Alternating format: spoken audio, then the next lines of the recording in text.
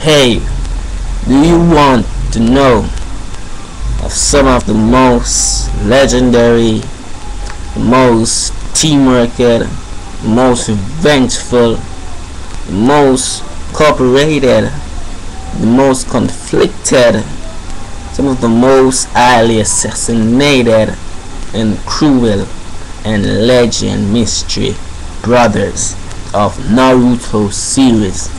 This is all about the brothers in Naruto series ever. There are 9 of them in which I come up with. Most of them are so mysterious that I have little information about them, but they are part of the Naruto brothers in the badass series ever. So there are 9 of them. I don't know all the 9 of them. There are 10 of them, and the last of the 10 is the badass brothers. And that last is the most mysterious ones. We have little doubt who they are, but we know what took place between those 2 brothers. We're starting off at the number 1, badass brothers. First Hokage and the second Hokage. Those guys are legendary badass brothers, and their history in the Leaf Village. Those guys helped build the Leaf, and the history in which they took place, by fighting Madara. Those history was epic, and the legend they always are looked up to as, and sisters, and the tribute in which they bring to the Leaf. And the fact that we see them in action in a little series of now from the 5 and 3rd Hokage, see how much of a badass legendary they were. You know what I'm saying? One of those brother, actually use a water style jutsu, and those waters like an ocean he was bringing in, and they were a little water to work on. That's how strong that guy was. And another brother, he goes back way back when. We know little about how they actually died, but the path in which they take in this series, path in which they take in Naruto series, that makes them the most legendary of the badass brothers. So I put them in first place. The second brothers, Madara, Uchiha brothers. Those guys, are epic. Those guys date back way back when, working with Shinju clan. Wotap, user guys. Those guys date back way back when.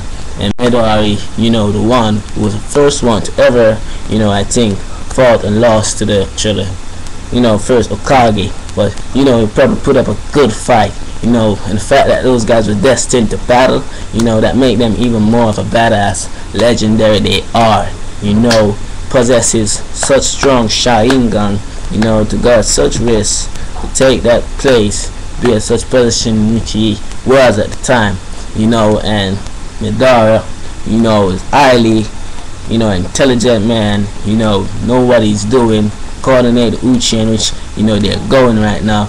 He brings the Uchihas to a stronger root, to a stronger clan in the Leaf Village. That there came the point when people are jealous of them being strong and being that strong that they'll take over the Leaf. So by Midori and his brother, having to accomplish so much, even try to become a Hokage at some point, at time, probably push them to do certain things, or to be a type of person, that no one else can ever be. Legend those guys are, makes me put them into top 2. Now the top 3 brothers, those guys are Uchiha, Itachi, and Sasuke. Those guys are the revengeful brothers, but now they're working as a team, cooperating things and doing things in the way it should be.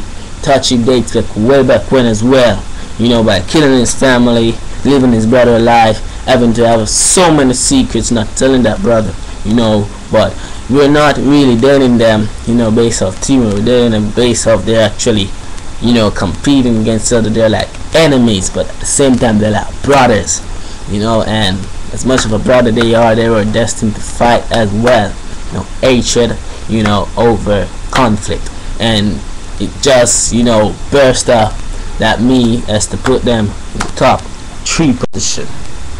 And the top 4, you know, is Killer B and his brother Reggae. You know, those guy dates back this series of Naruto Shippuden that they've done a lot of action, and we know Reggae as a brutal Okage is, and Killer B as a Hishibishi A-tier. You know, so those guys are really strong, really physical fit, and they are really good as a team.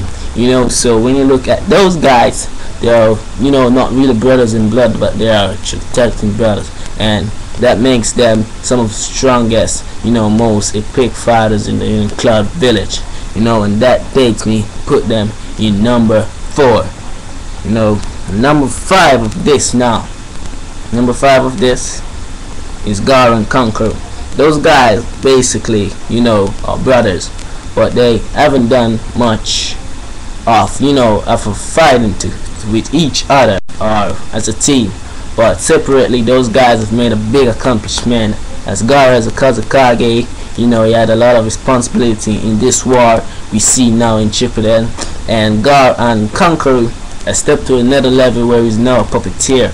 And damn, how badass can this be? You know, so as brother, they have their own differences, their own accomplishments, their own everything. You know, and that makes them, you know, some of the most artificial Senshinobi. And Gara dates back way back when. Gara dates back way back then. You know, he was, you know, what do they call it now? Call him the Sand Devil. You know, because he was an evil guy, and he lived slowly for himself. He seek only himself and take out the most of, you know, anything we necessary for. He said the only existence he had is mainly to kill, and now where he's at now, you would believe he's a god, you know him as. Now, another brother up in line is the Zabu brothers, and they are the Akaskis. Those guys are a good team, even though they don't know it. Those guys made a big epic to the Akaski name and the blueprint in the Akaski code name.